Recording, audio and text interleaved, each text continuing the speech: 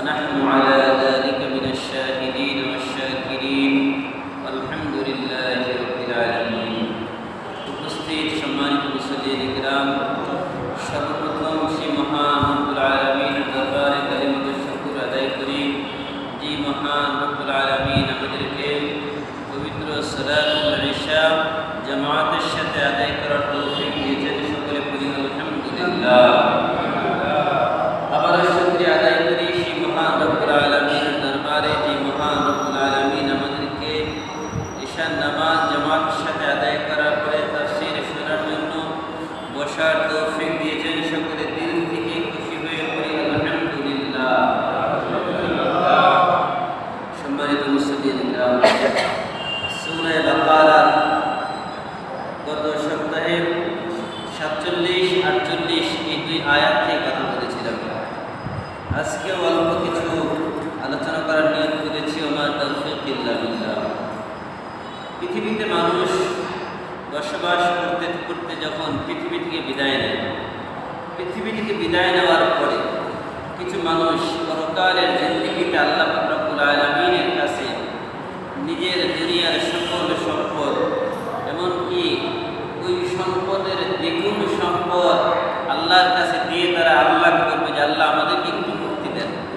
তখন আল্লাহ রব্বুল আলামিন তাদেরকে বলবেন যে পরকালে কোনো তোমাদের মুক্তিপণ গ্রহণ করা হবে না, তোমাদের উপরে জুলুমও করা হবে না, বরং তোমরা পৃথিবীতে যেই কাজগুলো করেছো তার পরিপূর্ণ হিসাব তোমাদেরকে দেওয়া হবে এবং তার পরিপূর্ণ বদলা প্রতিদান তোমাদেরকে দেওয়া হবে। তো আল্লাহ পাক রব্বুল আলামিন যুগে যুগে এইভাবে মানুষকে শিক্ষা দেওয়ার জন্য, মানুষ যখন সমাজে বেশি আল্লাহ দ্রোহী হয়ে যায়, আল্লাহ বিরোধী হয়ে যায়, আল্লাহর অবাধ্য হয়ে যায়, আল্লাহর নাফরমান হয়ে যায়, তখন আল্লাহ পাক রব্বুল আলামিন ওই নাফরমান অবাধ্য এই সকল মানুষগুলোর জন্য এমন একজন শাসক নিযুক্ত করেন, যে শাসক হয় আল্লাহ দ্রোহী, যে শাসক হয় তাদের উপরে জালেম হিসাবে আল্লাহ পাক রব্বুল আলামিন তাদের উপরে চাপায় দেন। কেন? কারণ জনগণ তখন যখন বেশি অন্যায় করে, জনগণ যখন জুলুম করে নিজের উপরে, তখন আল্লাহ পাক রব্বুল আলামিন ওই জনগণ হিসাবেই আল্লাহ তাআলা তাদের উপরে ওই রকম শাসক চাপিয়ে দেন। আর জনগণ যদি ভালো হয়ে যায়, জনগণ যদি আল্লাহওয়ালা হয়ে যায়, জনগণ যদি তারা সদা সর্বদা ভালো কাজে নিয়োজিত থাকে, মন্দ কাজকে পরিহার করে, অন্যায়মূলক কাজকে পরিহার করে, তখন আল্লাহ পাক রব্বুল আলামিন ওই বান্দাদের প্রতি রহমত হিসেবে নেককার শাসক দান করেন। তার মানে ভালো শাসক আসা, মন্দ শাসক আসা দুইটাই নির্ভর করে জনগণের উপরে। জনগণ যদি ভালো হয়ে যায় আল্লাহ তাআলা তাদের উপর রহমত করবেন। আর যদি জনগণ নিজে খারাপ হয়ে যায় আর সারা জীবন বলে যে আল্লাহ আমাদেরকে নেককার শাসক দেওয়া, আল্লাহ দিবেন না, তার মানে চাওয়াটাই অন্যায়। কেন? আল্লাহর একটা শর্ত আছে, আল্লাহ নেককার শাসক দিবেন কখন? যখন মানুষ ভালো আচরণ করবে। আর যদি ভালো আচরণ না করে আল্লাহ তাদেরকে নেককার শাসক দিবেন না। তারই একটা দৃষ্টান্ত আল্লাহ পাক রব্বুল আলামিন পৃথিবীতে দিয়েছেন, যে আদম আলাইহিস সালাতু ওয়াস সালাম থেকে শুরু করে নবী মুহাম্মদুর রাসূলুল্লাহ সাল্লাল্লাহু আলাইহি ওয়াসাল্লাম পর্যন্ত প্রত্যেক যুগেই একজন ইনসাফদার ছিল, ইনসাফের পক্ষে ছিল, ন্যায়ের পক্ষে ছিল, আরেকজন জুলুমের পক্ষে ছিল, আরেকজন অন্যায়ের পক্ষে ছিল। এইভাবে প্রতিটা যুগে যুগে হক আর বাতিলের একটা দ্বন্দ্ব চিরন্তনভাবেই লেগেছিল। তার একটা দৃষ্টান্ত আদমের সাথে ইবলীসের লড়াই, সেটা শুরু থেকেই চলে আসছে। নূহের সাথে কেনানের লড়াই, পিতা পুত্রের লড়াই, ইব্রাহিমের সাথে, ইব্রাহিম আলাইহিস সালামের সাথে নমরুদের লড়াই, মূসা কালিমুল্লাহর সাথে ফিরআউনের লড়াই। এইভাবে প্রত্যেক যুগে যুগে একটা বাতিল ছিল, একটা হক ছিল। নবী মুহাম্মদুর রাসূলুল্লাহ সাল্লাল্লাহু আলাইহি ওয়াসাল্লামের সাথে লড়াই চলছে। আবু জাহেল, উতবা, শাইবা, গোটা পৃথিবীর সকল বাতিলদের সাথে। তারই একটা দৃষ্টান্ত আল্লাহ তাআলা পেশ করেছেন আমার এই তেলাওয়াতকৃত আয়াতের মধ্যে। সূরা বাকারা আয়াত নম্বর 49। আল্লাহ পাক রব্বুল আলামিন বলেন, ওয়া ইদ নাজাইনাকুম মিন আলি ফিরআউন। আল্লাহ বলেন, স্মরণ করো ওই সময়ের কথা যখন আমি তোমাদেরকে ফেরাউনের কবল থেকে মুক্ত করলাম। কার কবল থেকে? ফেরাউন। এটা কাদেরকে বলেছেন? বনি ইসরাইল। কাদেরকে? বনি ইসরাইল। আলোচনা কিন্তু চলছে বনি ইসরাইল সম্পর্কে। তো বনি ইসরাইলের নবী ছিল নবী মুসা আলাইহিস সালাম। বনি ইসরাইলের নবীর নাম কি? মুসা আলাইহিস সালাম। তো নবী মুসা কেমন জালালি ছিল? নবীদের মধ্যে সবথেকে গরম নবী ছিল মুসা আলাইহিস সালাম। নবী মুসা আলাইহিস সালাম যখন রাগান্বিত হতেন, তার এই পশমের গোড়া দিয়ে আগুনের ফুলকি বের হতো। পশমের গোড়া দিয়ে যখন তিনি রাগান্বিত হতেন, তিনার এই চুলগুলো দাঁড়িয়ে যেত, পাগড়ি ভেদ করে বের হয়ে যেত। এত রাগ ছিল তার। তো আল্লাহ পাক রব্বুল আলামিন নবী মুসা আলাইহিস সালামের গায়ে কি পরিমাণ শক্তি দিয়েছেন? নবীদের গায়ে আল্লাহ তাআলা সাধারণ 40 জন মানুষের যে শক্তি, একজন নবীর গায়ে আল্লাহ ততটুকু শক্তি দান করে। সুবহানাল্লাহ। তো নবী মুসা আলাইহিস সালাম তিনার জন্ম বৃত্তান্ত অনেক লম্বা কথা, সংক্ষেপে বলি আপনাদেরকে। ওই সময় ফেরাউন নামক যেই বাদশা ছিল মিশরে, সে একটা স্বপ্ন দেখলো। কি স্বপ্ন? সে স্বপ্ন দেখলো যে একজন কিপ্তি বংশের, যে ইসরায়েলি বংশের একজন সন্তান, যত মিশরের যত কিপ্তি বংশ আছে, কিপ্তি বংশ হচ্ছে ফেরাউনের বংশ, যে ফেরাউনের বংশের লোকদের ঘরে ঘরে ঢুকে তাদেরকে হত্যা করছে, আর বনি ইসরায়েলের ঘরে প্রবেশ করছে না। তো এই স্বপ্ন দেখার পরে সে তার যারা গণক ছিল তাদেরকে ডাকলেন, যারা স্বপ্নের ব্যাখ্যাকারী তাদেরকে ডাকলেন, ডেকে বললেন, আমার এই স্বপ্নের ব্যাখ্যা কি বলো। তো যারা স্বপ্নের ব্যাখ্যাকারী তাআবীর যারা করেন, তারা বললেন যে বাদশাহ, এই স্বপ্নের ব্যাখ্যা হচ্ছে যে বনি ইসরায়েলে একটা সন্তান জন্মগ্রহণ করবে, যেই সন্তান আপনার রাজত্বের ধ্বংসের কারণ হবে। কার রাজত্ব? ফেরাউনের রাজত্ব। ফেরাউন যখন এই কথা বললো, ফেরাউন বললো যে না, তাহলে তো ওই বনি ইসরায়েলের কোনো পুত্র সন্তানকে জীবিত রাখা যাবে না।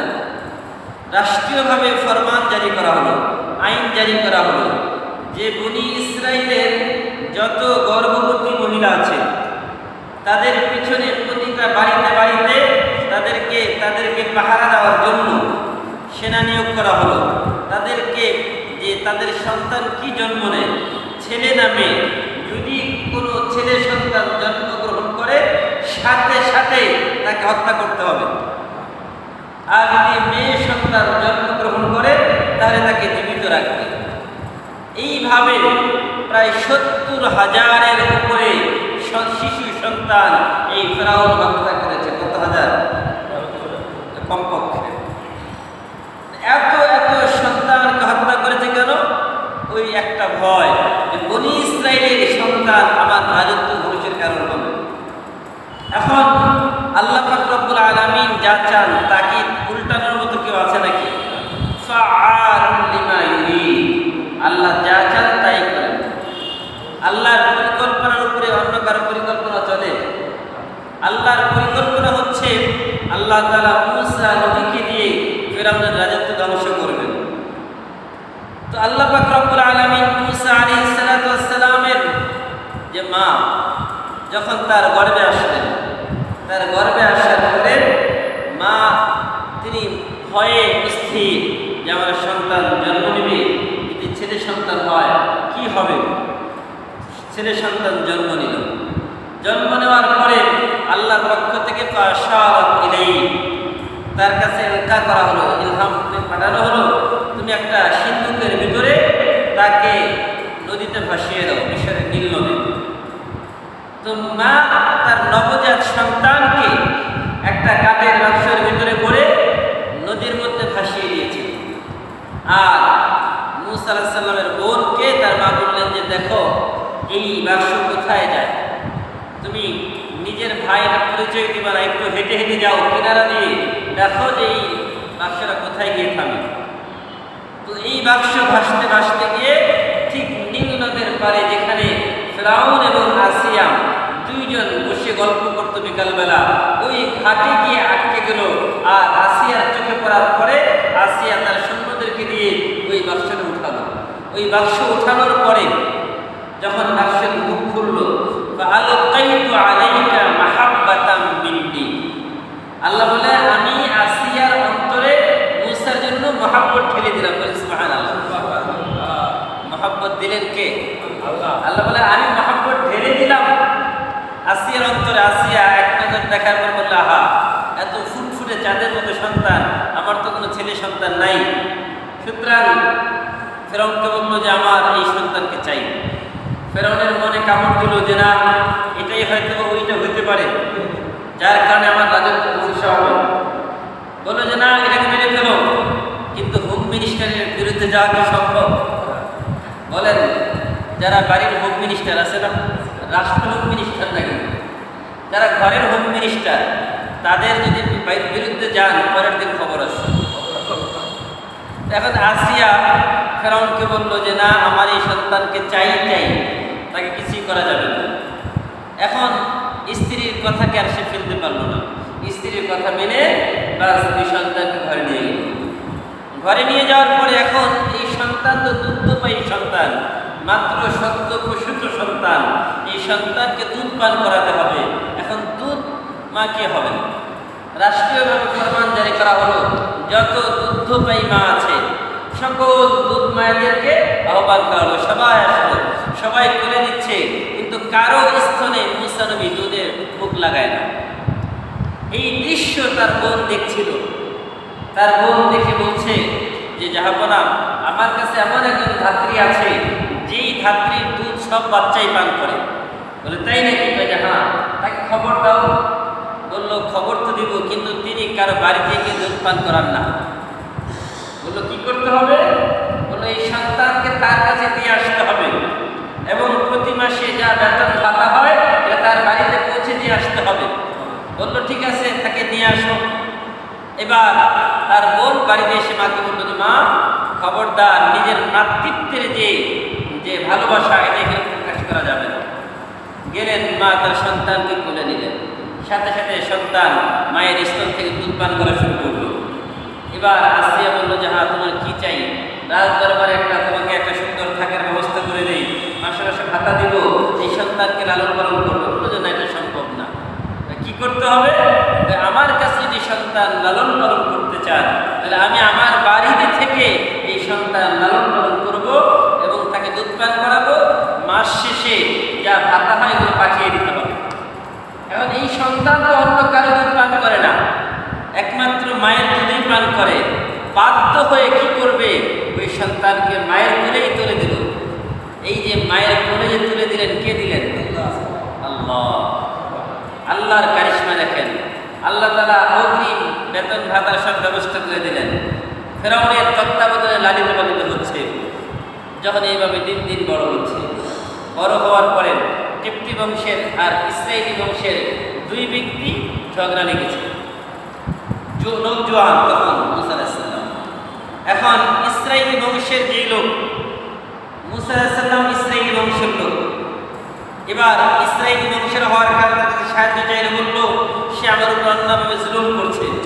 এই জুলুম করছে এটা বলার কারণে মুসা আলাইহিস সালাম ইসরায়েলির এই লোকটাকে, মানে তাকে বাঁচানোর জন্য কিপ্তি বংশের ওই লোকটা একটা থাপ্পড় দিলেন। থাপ্পড় দেওয়ার সাথে সাথে জায়গায় নেট, সাথে সাথে মারা গেল। কিন্তু তার ইচ্ছা ছিল না মারা, তার ইচ্ছা ছিল তাকে বিরত রাখা ঝগড়া থেকে। যখন এই কথা ফেরাউনের কানে গেল, তো তার কাছে খবর আসলো যে যদি আমাকে ধরতে পারি তাহলে আমি শেষ। তো ওই অপরাধের বোঝা কাঁধে নিয়ে তিনি মিশর ছেড়ে দিলেন। মিশর ছেড়ে মাদিয়ানে চলে গেলেন। মিশর ছেড়ে মাদিয়ানে গেলেন। মাদিয়ানে যাওয়ার পরে এটা লম্বা ইতিহাস। ওইখানে এমন একটা জায়গায় গেলেন, গিয়া সেখানে খাবার নাই, পানি নাই, ক্লান্ত, বিকালবেলা একটা কুয়ার কাছে তিনি বসলেন। ওই সময় ওই এলাকার মানুষগুলো তাদের ছাগলগুলো, ভেড়াগুলো, দুম্বাগুলো নিয়ে এসে ওই কুয়া থেকে পানি তুলে তুলে নিয়ে যাচ্ছে। তো দুইজন যুবতী মেয়ে তাদের বিশাল একটা বকরির পাল, এগুলো নিয়ে এসেছে পানি পান করাবে। কিন্তু সব মানুষের ভিড়, এই জন্য যুবতী মেয়েরা দূরে দাঁড়িয়ে আছে, সবাই যাওয়ার পরে তারা পানি তুলে। এই দৃশ্য দেখার পরে নবী মুসা আলাইহিস সালাম তাদেরকে বললেন, তোমরা যদি চাও আমি তোমাদেরকে সাহায্য করে পানি তুলে দিতে পারি। তো বললেন, এটা তো ভালোই হয় আমাদের জন্য। বাস তিনি তাদেরকে পানি তুলে দিলেন। পানি তুলে তারা পানি তাদের বকরিগুলোকে খাওয়ানো করে এগুলো নিয়ে চলে গেল। তো তারা বাড়িতে গিয়ে তাদের বাবা ছিল নবী শুআইব আলাইহিস সালাম। শুআইব আলাইহিস সালামের কাছে বললেন যে, বাবা, একজন তাগড়া যুবক যে মানুষকে সাহায্য করে, ভালো ইনসাফকার, চরিত্রবান, আমাদের একজন কাজের লোক দরকার। তাকে যদি কাজের লোক হিসেবে রাখা হয় তাহলে ভালোই হবে। তো নবী শুআইব আলাইহিস সালাম তাকে ডাকলেন। ডাকার পরে তিনি আসলেন। যাওয়ার পথের পদ্ধতিটা কেমন ছিল? প্রথমে শুআইব আলাইহিস সালাম তিনি পিছনে হাঁটতেছিলেন আর মেয়েরা আগে আগে হাঁটতেছিলেন। কিন্তু পরক্ষণেই তিনি তাদেরকে বললেন যে, আমি সামনে হাঁটি, তোমরা পিছনে হাঁটো। বললেন, কেন? বললেন, তোমরা তো যুবতী মেয়ে, আমি তো যুবক, আমি যদি তোমাদের পিছনে হাঁটি তাহলে তোমাদের দিকে আমার নজর পড়তেছে, আমার দৃষ্টি বারবার তোমার দিকে যাচ্ছে। আমি সামনে হাঁটবো, আমার চোখের হেফাজত হবে, তোমরা আমাকে পিছন থেকে গাইড করো কোন রাস্তায় যেতে হবে। তাদের তার চরিত্রের পরীক্ষা হয়ে গেল, কেমন সৎ চরিত্রবান। এবার শুআইব আলাইহিস সালাম তার নবী মুসা আলাইহিস সালামকে প্রস্তাব দিলেন। কি প্রস্তাব? এটা কোরআনুল কারীমে আয়াত আছে, সেই কথাগুলো বলছি যে, তুমি যদি চাও 10 বছর আমার এখানে কাজ করতে পারো। কয় বছর? যদি 10 বছর কাজ করো তাহলে আমার এক কন্যাকে তোমার সাথে বিয়ে দিব এবং আরো অর্থ সম্পদ দিয়ে তোমাকে বিদায় দেব। চাইলে 12 বছরও থাকতে পারো, কিন্তু কমপক্ষে কয় বছর? 10 বছর। তিনি চুক্তিবদ্ধ হয়ে গেলেন, মাদিয়ানে 10 বছর থাকলেন। তারপরে শুআইব আলাইহিস সালাম তার এক কন্যার সাথে নবী মুসা আলাইহিস সালামের বিয়ের ব্যবস্থা করলেন। করে শুআইব আলাইহিস সালামের যে আল্লাহর পক্ষ থেকে নবীদের যে সিলসিলায় ওহীর যেই লাঠি ছিল, যেই লাঠি নবীদের ধারাবাহিকভাবে একজনের পর একজন আসছিল, ওই লাঠি শুআইব আলাইহিস সালামের কাছ থেকে মুসা আলাইহিস সালামের কাছে চলে আসলো। তো এইভাবেই তিনি আস্তে আস্তে নবুয়ত প্রাপ্ত হলেন। রাস্তায় যাচ্ছেন, এবার মাদিয়ান থেকে মিশরে ফেরার পথে, রাতের বেলা, রাত হয়ে গেছে, মিশরে ফিরছেন দীর্ঘদিন পরে। দীর্ঘ প্রায় কত বছর? 10 বছর। এখন রাস্তা মরুভূমির পিচ্ছিল পথ, কঙ্করময় পথ। এই পথ হাঁটতে গিয়ে রাতের বেলা, রাত হয়েছে, অন্ধকার রাত। এই অন্ধকার রাতের কারণে রাস্তা হারিয়ে ফেলেছেন। সিনাই পর্বত, তুর পর্বতের কাছে যাওয়ার পরে তিনারা, তার স্ত্রী ওই সময় সন্তান সম্ভবা ছিলেন, স্ত্রীর প্রসব বেদনা শুরু হয়েছে। এখন ওই অবস্থায় একজন ধাত্রী দরকার, গরম পানি দরকার এবং তাকে সাহায্য করার জন্য কিছু খাবার দরকার, কিন্তু সাথে তো কেউ নাই এরকম সাহায্য করার মতো। তিনি একটু আগুন খুঁজছিলেন যে কোথাও আগুন পাওয়া যায় কিনা। তো খুঁজতে খুঁজতে দেখেন যে তুর পর্বতের একটা গাছের মধ্যে আগুন জ্বলছে। তো ওই সময় তিনি যখন এই আগুন ধরতে যাবেন, দেখেন যে ওই গাছ পিছনে চলে যায়। তিনি যত কাছে যান তত পিছনে যায়। ওই গাছ থেকে আওয়াজ আসতেছে, কি? ইয়া মুসা ফাখলা'না আলাইক। প্রথম কথা, হে মুসা, তুমি তোমার পায়ের জুতা খুলে ফেলো। কি খুলতে বলছেন? জুতা। ইন্নী আনাল্লাহু লা ইলাহা ইল্লা আনা ফা'বুদনি ওয়া আকিমিস সালাতা লিযিকরি। এবার বললেন, আমি আল্লাহ, আমি রব, আমি তোমাকে নির্বাচিত করেছি। ওয়া আনা আখতারতুকা ফাসতামি' লিমা ইউহা ইন্নানি আনাল্লাহু লা ইলাহা ইল্লা আনা ফা'বুদনি। আমি তোমাকে নির্বাচিত করেছি নবী হিসাবে। তো ওই গাছে ধরেন, গাছ তার পুড়ে না, ওই গাছে ধাউ ধাউ করে আগুন জ্বলছে, গাছের পাতা, যে কাঁচা পাতাই আছে। তো আল্লাহ পাক রব্বুল আলামিন বললেন, মুসা, এটা আমি আল্লাহ, আমি আল্লাহর নূর এখানে জ্বলছে, ওই নূর দিয়ে তুমি আলোকিত হও, তোমাকে আমি নবী হিসেবে নির্বাচিত করলাম। তো নবী মুসা আলাইহিস সালাম তিনি নবী হিসেবে নির্বাচিত হলেন। লম্বা ইতিহাস, অন্য সময়টা শেষ করব। এরপরে মুসা আলাইহিস সালামের উম্মত এরা ছিল বনি ইসরাইল, আর ফেরাউন ছিল মিশরের একজন শাসক। ফেরাউনের একটু ইতিহাস আপনাদেরকে বলি। ফেরাউন প্রথমত ছিল কবরস্থানের একজন দারোয়ান। ওই কবরস্থানের দারোয়ান থেকে সে এই সর্বোচ্চ আসনে কিভাবে আসীন হলেন, তার বন্ধু ছিল হামান। এখন সে কবরস্থানের দারোয়ান হওয়ার পরে সে খুব ন্যায় নীতিবান ছিল। সে ওই যুগের আমালিক যে বংশ ছিল, যত বাদশাহ হতো তাদের ওই আমালিকা বংশের সকল বাদশাদেরকেই ফেরাউন বলা হতো। তো ওই বংশের তাদের সাথে সে যুদ্ধে অংশগ্রহণ করলো। অংশগ্রহণ করে পর্যায়ক্রমে আস্তে আস্তে বাদশার খুব কাছে চলে গেল। বাদশার ইন্তেকালের পরে সেই আসনে সে নিজে আসীন হলো। আসীন হওয়ার পরে এবার সে রাজত্ব চালাচ্ছে। দীর্ঘ 40 বছর রাজত্ব চালানোর পরে তার যে দোস্ত বন্ধু হামান মন্ত্রী তাকে বললো, দোস্ত আমার তো মনের একটা আকাঙ্ক্ষা ইচ্ছা আছে। বললো, কি সেটা? আমার একটা মনের আকাঙ্ক্ষা ইচ্ছা হচ্ছে আনা রব্বুকুমুল আ'লা, যে আমি নিজে আল্লাহ এটা দাবি করব। কি দাবি করবে? নিজেকে খোদা দাবি করবে। তা হামান বলল, দোস্ত এটা এত সহজে দাবি করা যাবে না। বললো, কি করতে হবে? বললো, যদি এখন দাবি করো, এই জেনারেশন এরা শিক্ষিত, সুতরাং তোমার এই খোদাগিরি এটা মানবে না। সুতরাং কি করতে হবে?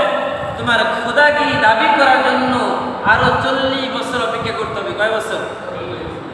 বললে 40 বছর কি করবো? বললো যে পরিকল্পনা মন্ত্রণালয় পরিকল্পনা করতে হবে। কি পরিকল্পনা? যে আগামী 40 বছরে সকল শিক্ষা কারিকুলাম ধ্বংস করে দিতে হবে। কোনো শিক্ষার বেলাই থাকবে না। যখন শিক্ষা না থাকবে তখন সকল মানুষগুলো পুরা জাতি একদম সবাই মূর্খ হবে। আর এই মূর্খ জাতি কখনো তোমার সামনে প্রশ্ন করার সাহস করবে না। যেই প্ল্যান সেই কাজ শুরু। আস্তে আস্তে এই বাস্তবায়নের জন্য শিক্ষা উঠিয়ে দেওয়া হলো। পর্যায়ক্রমে শিক্ষা 40 বছর শিক্ষার একদম ধ্বংস করে দেওয়া হলো। শিক্ষা কারিকুলাম ধ্বংসের মাধ্যমে 80 বছর পার হয়ে গেল। এরপরে দীর্ঘ প্ল্যানের পরে সবাইকে ডাকলো ফেরাউন। সবাইকে ডেকে বলল, তোমাদের যত সমস্যা, এই সমস্যাগুলোর সমাধান কে করে? তিনি সবাই জনগণ বলল, আপনিই করেন। বলল, যদি আমি করি তাহলে আমি যদি একটা দাবি করি তোমরা কি মানবে? বলল, হ্যাঁ অবশ্যই। বলল, কি? বলল, আনা রব্বুকুমুল আ'লা, আমি তোমাদের বড় রব, আমি তোমাদের বড় খোদা। এখন সবাই একজন আরেকজনের চেহারার দিকে তাকায়, বলে, কি ব্যাপার? বললো যে আগেই তো বলছি, কিন্তু কথা বলার দুঃসাহস কারোই নাই। সবাই বলল, তিনি তো আমাদের সব চাহিদা পূরণ করতেছেন, সুতরাং আমাদের প্রশ্ন তোলার কি দরকার? তাই চলো, তিনি আমাদের খোদা, তিনি আমাদের রব, আমরা মেনে নেই, কোনো অসুবিধা নাই। তাতে আমাদের অসুবিধা কোথায়? জনগণ মূর্খ, প্রশ্ন তোলার সুযোগ নাই, আর প্রশ্ন করেও নাই। এইভাবে দীর্ঘ 400 বছর রাজত্ব চালিয়েছে। কত বছর? এই 400 বছরে কোনোদিন হাসি, কাশি, সর্দি, জ্বর পর্যন্ত তার হয় নাই, আর অন্য রোগ তো দূরের কথা। তাহলে চিন্তা করেন, যেই লোকটার হাসি, কাশি, সর্দি, জ্বর পর্যন্ত হয় নাই, তাহলে সেই লোকটা নিজেকে খোদা দাবি করবে না কে করবে? কারণ খোদার তো তার তো কোনো ক্লান্তি নাই, কোনো কমতি নাই, কিচ্ছু নাই। এখন নীল নদের পানি নাই, নীল নদের পানি দিয়ে মিশরের মানুষ জমি চাষ করে। এবার সবাই মিলে তাদের খোদার কাছে আসছে। খোদাকে ফেরাউন এসে বলে যে, খোদা আমাদের পানির প্রয়োজন, পানির ব্যবস্থা করেন। বললো, যাও আগামীকাল পানি বৃষ্টি বর্ষণ করো। এ কথা বলে তাদেরকে বিদায় দিলেন। রাতের বেলা পাহাড়ে গিয়ে জায়নামাজ বিছিয়ে আল্লাহর দরবারে চোখের পানি ফেলে বলে, আল্লাহ আমি তো খোদা না, খোদা তো আপনি, কিন্তু আমি তো মানুষের কাছে দাবি করেছি, সুতরাং আপনি আমার দুনিয়ার চাহিদাগুলো পূরণ করে দেন, পরকালে আপনার যা ইচ্ছা করে। আল্লাহ বলেন, যাও ঠিক আছে, তোমার চুক্তি বহাল। এবার তার পরের দিন মুষলধারে বৃষ্টি হলো, বৃষ্টি হয়ে নীল নদ পানিতে ভরপুর। এবার বলেন মানুষের বিশ্বাস বাড়লো না কমলো? বিশ্বাস আরো বেড়ে গেল যে তিনি বলছেন আগামীকাল বৃষ্টি হবে, মানে বৃষ্টি হয়েছে। আমাদের বৃষ্টি দরকার, এটা তো আল্লাহ ছাড়া কারো পক্ষে সম্ভব না, সম্ভব। এবার তাদের বিশ্বাস আরো বেড়ে গেল। এইভাবে যখন একচেটিয়া ক্ষমতা রাজত্ব হাতে পেয়ে যায় তখন কি হয়? ওই মানুষটা জালেম হয়ে যায়। কি হয়ে যায়? জালেম হয়। দেখেন তার দৃষ্টান্ত, যখন ওই যে স্বপ্ন দেখলো, স্বপ্ন দেখার পর একের পর এক সন্তান হত্যা করতে থাকলো। এবার আল্লাহ পাক রব্বুল আলামিন মুসা নবীকে বললেন, নবী যাও, তুমি গিয়ে ফেরাউনকে দাওয়াত দাও, তুমি তাদেরকে দাওয়াত দাও। এবার দাওয়াত দেওয়ার কথা বললেন। এবার মুসা আলাইহিস সালাম বলেন, আল্লাহ আমার তো মুখের জড়তা আছে, তুতলামি আছে, আপনি জানেন। মুসা আলাইহিস সালামের জিহ্বা পুড়ে গিয়েছিল। কিভাবে? একবার মুসা আলাইহিস সালামকে ফেরাউন কোলে নিয়েছে। ছোট বাচ্চাদেরকে কোলে নিলেই তো মানুষ চুমো খায়, চুমা খায় না? বাচ্চাকে কোলে নিয়েছে, চুমা খাচ্ছে, আর মুসা আলাইহিস সালাম ফেরাউনের গালে এক থাপ্পড় বসিয়ে দিয়েছে। আর নবীর ছোটবেলার থাপ্পড় তো থাপ্পড় বড়বেলার থেকে অনেক বেশি শক্তিশালী ছিল। ওই থাপ্পড় খেয়ে মুসা আলাইহিস সালাম ফেরাউনের মাথা ঘুরতেছিল যে কি ব্যাপার, ছোট বাচ্চার হাতের ওজন এত বেশি। এবার সে তার মনে ফটকা যাবে যে না, এটাই হয়তো সন্তান হবে যে আমার রাজত্ব বর্ষণ করবে, কিন্তু আসিয়ার কারণে কিছু বলতে পারতেছে না। এবার মুসা আলাইহিস সালামকে বললো, আসিয়াকে বললো যে এটাই ওই সন্তান, একে হত্যা করতে হবে। আসিয়া বললো, খবরদার এই কাজ করতে যেও না। বললো কেন? বললো ও তো একটা শিশু বাচ্চা, ওর ভিতরে কি বুদ্ধি আছে নাকি যে কে মানে ছোট্ট একটা থাপ্পড় দিয়েছে, এমন কি তোমার লাগলো যার কারণে তাকে হত্যা করতে যাচ্ছ? বললো তাহলে পরীক্ষা হোক, সে বুঝে কিনা। এখন পরীক্ষা কি দিয়ে হবে? একটা পাত্রের মধ্যে আগুনের কয়লা আঙ্গার রেখে দেওয়া হলো, আর একটা পাত্রের মধ্যে স্বর্ণ রেখে দেওয়া হলো, চকচক করছে। এখন সোনালি একদিকে স্বর্ণ, আরেকদিকে আগুন।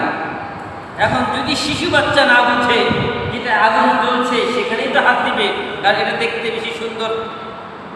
এখন দুই পাত্রে যখন দুই জিনিস রেখে দিল, মুসা আলাইহিস সালাম আল্লাহ তাকে সেই বুঝ শক্তি দিয়েছিলেন, তিনি আগুনের দিকে হাত না দিয়ে ওই স্বর্ণের দিকে হাত দিচ্ছিলেন, কিন্তু আল্লাহ জিবরাইলের মাধ্যমে তার হাতটাকে আগুনের মধ্যে দিয়ে দিলেন, দিয়ে ওই আগুনের কয়লাগুলো তার মুখে দিয়ে দিলেন। দেওয়ার কারণে তার জিহ্বা পুড়ে গেল। আর ওই যে ছোটবেলায় জিহ্বা পুড়লো, কথা আর ঠিক হয় নাই, জিহ্বার জড়তা চলে আসছে। আর এই জিহ্বার জড়তা আসার কারণে এবার আল্লাহ বলছেন, নবী আপনি যান, ফেরাউনকে গিয়ে দাওয়াত দেন। তখন মুসা আলাইহিস সালাম বলেন, আল্লাহ আপনি তো জানেন আমার মুখের জড়তা। এবার আল্লাহ তাআলা এই জড়তা দূর করার ঔষধ দিলেন, বললেন যে এই দোয়া করেন, আপনার মুখের জড়তা দূর হবে।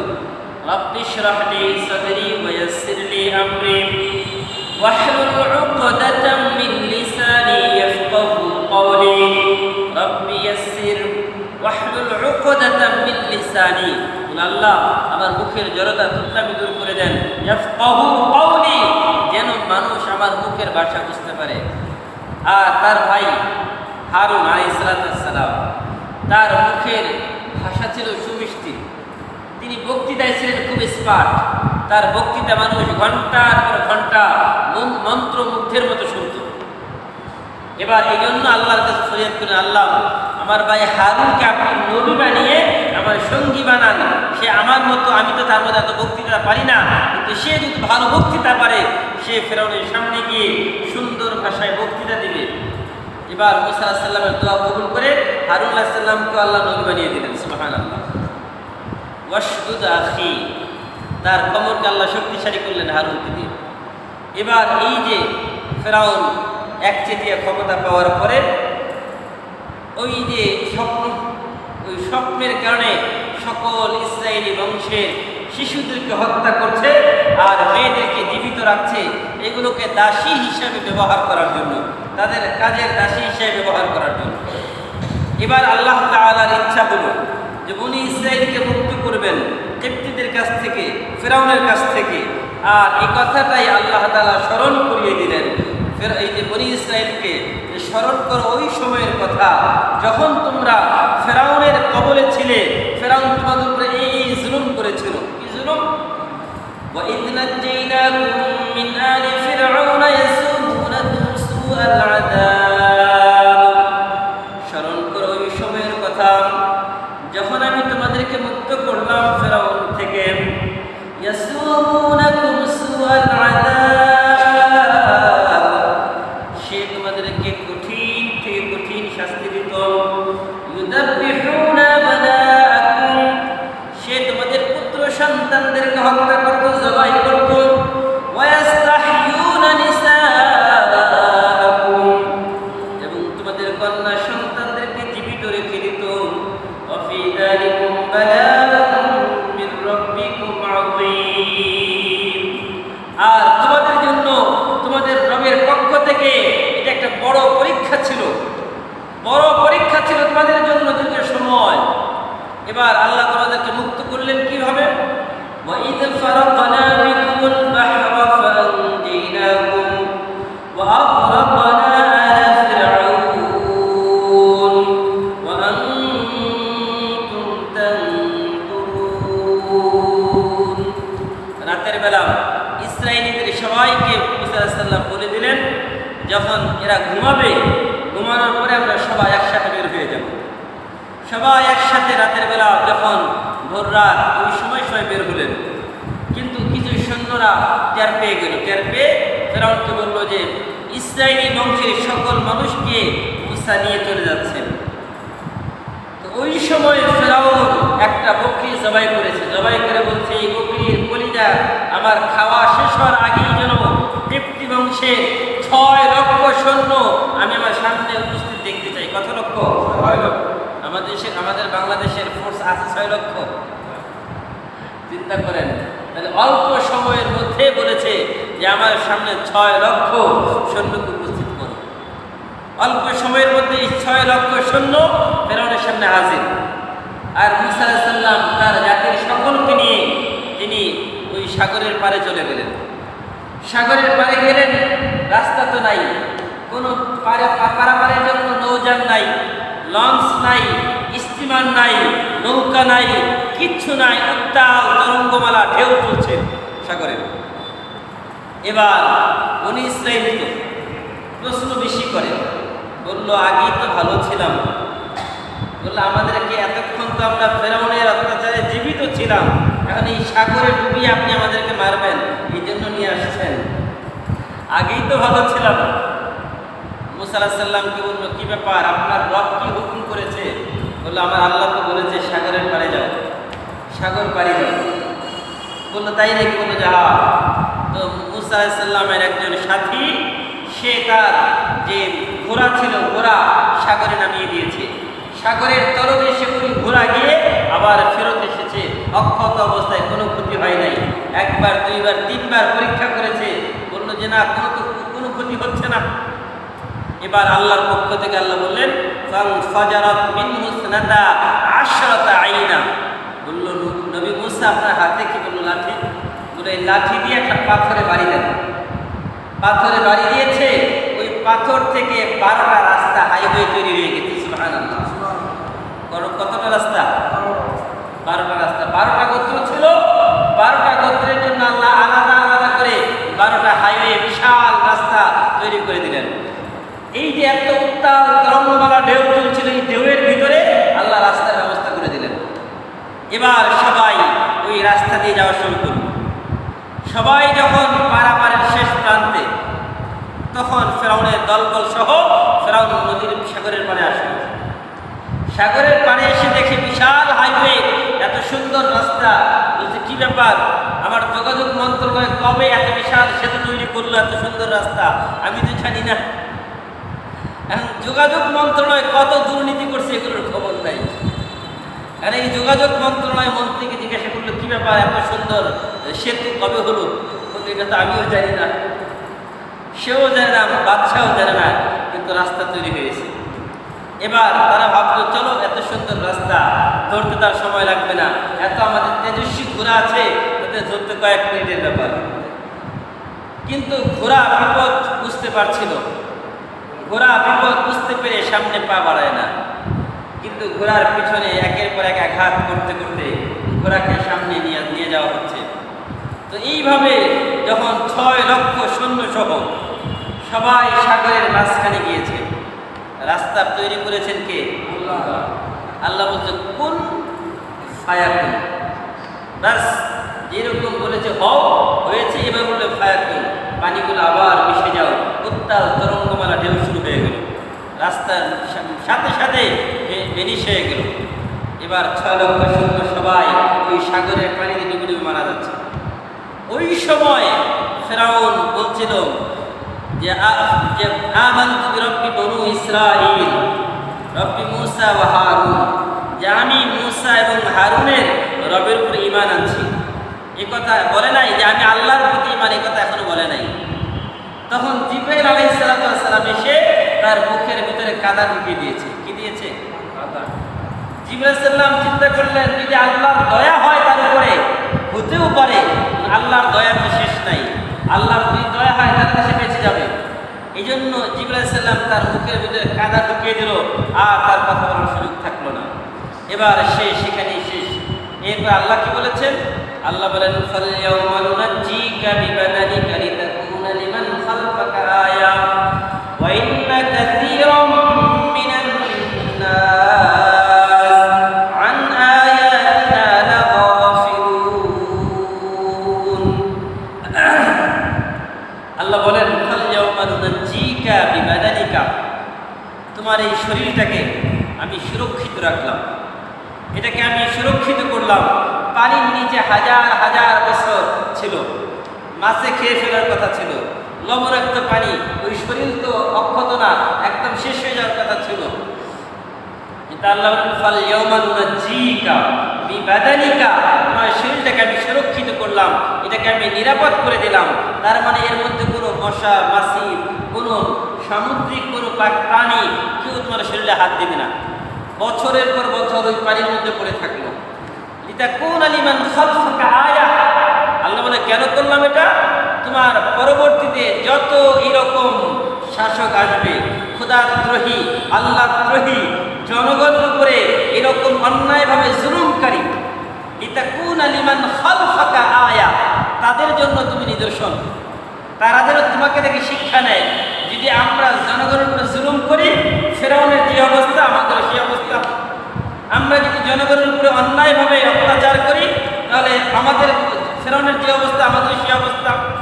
আমরা যদি জনগণকে হত্যা করি যেরকমভাবে 70,000 ফেরেশতা যে নবজাতক সন্তান হত্যা করেছে, তাহলে ওই রকম ফেরাউনের যে অবস্থা তোমাদের ঠিক একই অবস্থা। তোমরা যদি মানুষের উপরে জুলুম করো, সে যেই রকম বেঈমান হয়ে মারা গেছে, তোমরাও বেঈমান হয়ে মারা যাবে। এখানে অনেকগুলো মেসেজ আল্লাহ স্বৈরা শাসকদের জন্য দিয়েছেন, কিন্তু কেউ গ্রহণ করে, কেউ গ্রহণ করে না। যারা গ্রহণ করে তাদের জন্য তো খুবই ভালো, আর যারা গ্রহণ করে না তাদের অবস্থা ঠিক একই অবস্থা হবে। ফেরাউনের যে অবস্থা, তাদের অনুসারী যারা কিয়ামত পর্যন্ত হবে, আল্লাহ বলছেন কিয়ামত পর্যন্ত তোমার এই শরীর অক্ষতই থাকবে। তোমার মতো যত জালেম আসবে, যত ক্ষুধাদ্রোহী আসবে, যত জুলুমকারী আসবে, সবার অবস্থা তোমার মতোই হবে। আল্লাহ একটা দৃষ্টান্ত পৃথিবীতে দিলেন, কিন্তু আমাদের জন্য বড় আফসোস, কিন্তু যারা এই চেয়ারগুলোতে বসে তারা আর ফেরাউনকে চিনে না। চিনে ফেরাউনকে, ফেরাউনের থেকে আমি বড় ফেরাউন, ফেরাউনের থেকে আমি বড় ফেরাউন। কেন?